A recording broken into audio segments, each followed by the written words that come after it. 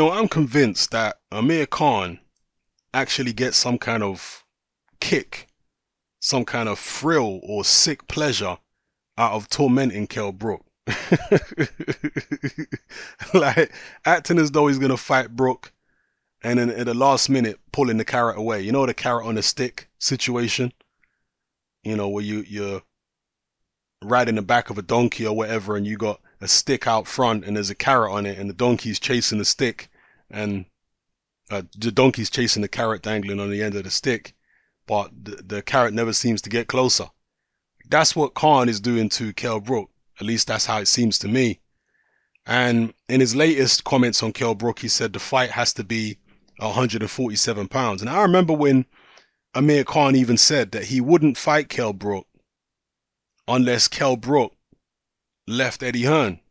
And that was only a few short months before he actually signed with Eddie Hearn himself. Khan loves messing with Kell Brook's head. I don't know what it is about Kell Brook, but Khan really don't like the guy and he wants to twist the knife and torment him. But anyway, Khan says here that Brook is the name he wants. He goes on to say, the name I want is Brook. He's a guy who's supposedly been calling me out and I'm ready for him. He's always said he wants to fight me at welterweight. He's only just moved up, so come back down. I want it at 147 pounds. There's no point mentioning my name and running around saying I'm scared. I'm not scared of anyone. I've always fought who they put in front of me and never ducked a fight. I'm the one who made this fight closer. I made a deal with Eddie and Matchroom, hopefully to get this one done. When he first started calling me out, no one really paid attention. I let him bark and talk. Now he's getting out of his boots and needs to be put in his place. But it has to be at 147 pounds. If that fight is going to happen, then it happens at 147 pounds. So those are the words of Amir Khan. But, when you look back at the history of Khan and Kell Brook, Khan has constantly moved the goalposts with Kell Brook. At first, he said he wouldn't fight Brook until Brook won a world title, then he'd fight him.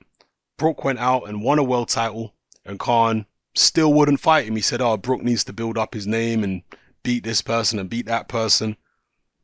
And there were a whole heap of other stipulations that Khan came up with. I'm sure you guys can remember a lot of them and remind me in the comment section below. But every single time Brook has done what Amir Khan has requested him to do, Khan still hasn't given him the fight. So now Khan is saying, come down to 147 and I'll fight you. Is there any guarantee that Khan is actually going to do that? And I said something when Khan initially signed with Eddie Hearn. I said that Khan signing with Hearn might actually make the Kell Brook fight more difficult to make. It might actually make the Kell Brook fight less likely to happen. Why? Because Eddie Hearn was putting a lot of pressure on Amir Khan when Khan wasn't with Hearn. Constantly in interviews calling Khan out and trying to put public pressure on him. But since then, Hearn has changed his tune because Amir Khan is a client of his now. Now Eddie Hearn no longer puts any pressure on Amir Khan. Khan is a client, so he's working in Khan's best interests, and maybe he feels it's not in Khan's best interest to fight Kell Brook at the moment. So, yeah, I mean, Khan is saying come down to 147 or fight you, but just the other day he was also talking about fighting Manny Pacquiao because his next fight against Vargas is going to be an eliminator for the WBA regular belt on 147 pounds. And Matisse is the champion. He's the WBA regular champion and he's fighting Pacquiao. So wouldn't it be more likely that Khan would target Manny Pacquiao if he beats Matisse than Kell Brook? I think so. Maybe it will hinge on whether Pacquiao beats Matisse. If Pacquiao loses to Matisse, then maybe Khan will say, you know what, let me not fight Matisse.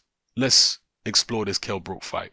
Because if I'm going to take a risk against a big puncher, I might as well get paid handsomely for it.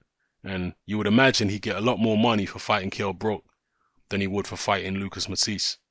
So, Anyway, let me know what you think about this in the comments, people. Amir Khan's latest comments on Kell Brook and the whole situation. Will this fight ever happen? At this point, it's starting to look like it won't. You know, I mean, it started to look like it won't even a couple of years ago.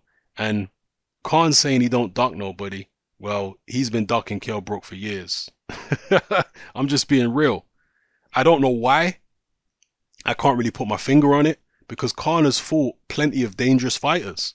You know, he's fought Marcus Maidana. He fought Canelo Alvarez. He fought guys who, some of who are arguably far more dangerous than Kell Brook.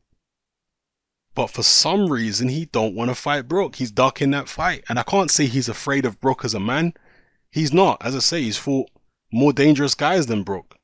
But there's just something going on there. Maybe there's some kind of personal beef between them. Something that has never made the papers. Something that most of us are not privy to. I don't know. A lot of people say that Khan just don't want to give Brook a payday. That he dislikes him so much he don't want to see Brook make a penny off the Amir Khan name. So, I don't know. Let me know what you guys think in the comments, people. It's happening. I'm out.